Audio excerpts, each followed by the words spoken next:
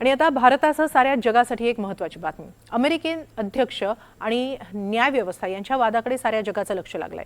कारण या दोन महत्त्वाच्या संस्थांमधील कुरघोडींवर जागतिक आर्थिक गणित अवलंबून आहे अशी सध्याची परिस्थिती आहे. ट्रम्प यांनी लावलेला जागतिक कर बेकायदेशीर ठरवत तो रद्द करण्याचा निर्णय तिथल्या सर्वोच्च न्यायालयानं दिला आणि अगदी 3च तासात ट्रम्प यांनी याचा सूड साऱ्या जगावरच उगवला. त्यांनी तातडीनं जगभरात 10% टॅरिफ लावण्याची घोषणा केली. नेमकं काय घडतंय पाहूया. ट्रम्प यांना सर्वोच्च न्यायालयाचा दणका. ट्रम्प यांचं टॅरिफ अस्त्रच केलं निकामी. ट्रम्प यांचाही टॅरिफ मधूनच पलटवार. दोघांच्या भांडणात जगाचा तोटा. अमेरिकेच्या सर्वोच्च न्यायालयानं शुक्रवारी अध्यक्ष ट्रम्प यांना जोरदार धक्का दिला आणि वर्षभरात त्यांनी जो जागतिक कर म्हणजेच टॅरिफ लावला होता तो चक्क बेकायदेशीर ठरवला. सर्वोच्च न्यायालयानं 6-3 अशा बहुमतानं निर्णय देत हा टॅरिफ रद्दही केला. अमेरिकन संविधानानुसार टॅक्स आणि टॅरिफ लादण्याचा अधिकार राष्ट्राध्यक्षांना नाही तर फक्त काँग्रेसला म्हणजे लोकप्रतिनिधी सभागृहाला आहे असं मत न्यायालयानं नोंदवलं. हा म्हणजे ट्रम्प यांच्या सध्याच्या एकाधिकारशाहीलाच हादरा दिल्यासारखं होतं. त्यामुळे मानी ट्रम्प मानतील ते ट्रम्प कुठले.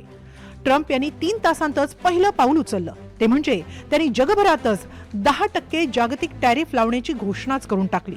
त्यासाठी एक निवेदन जारी केलं. हा टॅरिफ आधीपासून लागू असलेल्या बेसलाईन टॅरिफच्या वर असेल. म्हणजे सध्या जो टॅरिफ घेतला जात आहे त्या व्यतिरिक्त हा नवा 10% अतिरिक्त टॅरिफ असेल. तत्पूर्वी ट्रम्प यांनी न्यायालयाच्या निर्णयावरून न्यायाधीशांवर तिखट शब्दांत टीकाही केली. Well, thank you very much for being here. हे खूप निराशाजनक आहे. मला न्यायालयातील काही न्यायाधीशांची लाज वाटते. ते देशासाठी कलंक आहेत. त्यांच्यात आपल्या देशासाठी योग्य काम करण्याची हिंमत नाही. न्यायाधीशांमध्ये योग्य काम करण्याची हिंमत नाही. न्यायाधीश कट्टर डाव्यांचे पाळीव आहेत. ते देशभक्ती दाखवत नाहीत आणि संविधानाशी एकनिष्ठही नाहीत. न्यायाधीश काही लोकांना घाबरतात, त्यामुळे योग्य निर्णय घेऊ इच्छित नाहीत. And love of our country, which is right now very proud of. दरम्यान ट्रम्प यांनी त्यांच्या बाजूने मतदान करणाऱ्या 3 न्यायाधीशांचं मात्र कौतुक केलं. When you read the dissenting opinions, त्या 3 कन्झर्वेटिव्ह न्यायाधीशांचे कौतुक आहे, ज्यांनी त्या निर्णयाशी असहमती दर्शवली होती. ज्या न्यायाधीशांनी टॅरिफ रद्द केला ते प्रत्येक गोष्टीच्या विरोधात आहेत, जे अमेरिकेला मजबूत आणि पुन्हा महान बनवतं. ते आपल्या देशासाठी लाजिरवाणे आहेत. ते प्रत्येक वेळी नाही म्हणणारे न्यायाधीश आहेत. the Democrats on the court.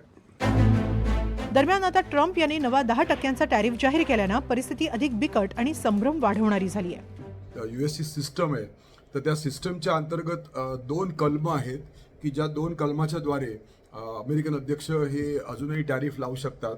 एक आहे ते कलम 232 जे राष्ट्रीय सुरक्षेच्या आधारावरती करू शकतात आणि दुसरं आहे कलम 301 जे अयोग्य व्यापार पद्धती असेल तर करू शकतात. त्यामुळे त्यांना हा अजूनही अधिकार आहे, जो अध्यक्ष अधिकार ते वापरून हे नवीन टॅरिफ आणू शकतात आणि मला वाटतं त्या बाबतीत ते नक्कीच ठाम आहेत. एकदा न्यायालयानं त्यांचा हा अधिकारच नाही असं निक्षून सांगितल्यानंतरही अमेरिकन अध्यक्ष असा पुन्हा टॅरिफ लावू शकतात का? ज्या अमेरिकन संविधानाची चौकट आहे त्यानुसार काँग्रेस दर आणि व्यापार नियंत्रित करते. तथापि काँग्रेसने विशिष्ट कायद्यांद्वारे राष्ट्रपतींना मर्यादित अधिकार दिले. त्यामुळे राष्ट्रपती त्या अधिकारांपेक्षा जास्त अधिकार दिले तर न्यायालय रद्द करू शकते. त्यामुळे त्या अधिकाराखाली ते कर लादू शकतात आणि अर्थातच आवश्यक प्रक्रियांचं त्यांना पालन करायला लागेल आणि त्या पालन केल्यानंतरच हे नवीन व्यापारी धोरण अंमलात येईल. आणि जेव्हा जेव्हा अशा तऱ्हेचा प्रश्न निर्माण होतो तेव्हा ते आपण म्हणू शकतो की कायदेशीर बुद्धिबळाचा सामनाच टॅरिफ अधिकारी आणि एकूणच सुप्रीम कोर्ट यांच्यात होत असतो. पण सध्या तरी नवीन टॅरिफ हे वेगळ्या कायदेशीर यंत्रणेखाली येऊ शकतात. दरम्यान या ट्रम्प यांनी भारताला मात्र दिलासा दिलाय. भारतासोबतच्या व्यापार करारावर ट्रम्प यांनी या करारात कोणताही बदल होणार नाही असं स्पष्ट केलंय. पंतप्रधान मोदी माझे चांगले मित्र आहेत असं त्यांनी पुन्हा सांगितलंय. याचा अर्थ जे काही आता निगोशिएशन चालू आहे जैसे ते राहतील. अर्थात त्याचा चांगला परिणाम म्हणजे आपल्याला 18%वरून आता ते आपलं शुल्क 10% येणार आहे. ह्याच्यामध्ये एक गोष्ट लक्षात घेतली पाहिजे की ज्याला आपण म्हणतो की धोरणाचं सातत्य हे अमेरिकन अध्यक्षांना दाखवावं लागेल आणि वरकरणी तरी भारताला याचा प्रत्यक्ष फायदा दिसतोय. पण जेव्हा आणि काही जे क्षेत्र आहेत, वस्त्रोद्योग असेल, फार्मा असेल, इंजिनिअरिंग असेल, IT क्षेत्र असेल, इथे नक्कीच फायदा होईल. पण जेव्हा आपला प्रत्यक्ष करार जेव्हा फायनल होईल त्याच्यामध्ये काही गोष्टी येऊ शकतात, पण अर्थातच सध्याच्या घडीला तर ज्याला आपण म्हणतो की एकूणच जी स्टॅबिलिटी पाहिजे होती ती मात्र आता आली असं दिसतंय. त्यामुळे तर सर्वोच्च न्यायालयानं रद्द केलेले दर लागू करण्यासाठी आपल्याला संसदेची गरज नाही, आपण राष्ट्रपतींच्या अधिकाराद्वारे ते लागू करू शकतो असा दावा त्यांनी केलाय. दरम्यान ट्रम्प यांच्यासमोर आणखी काही पर्याय आहेत.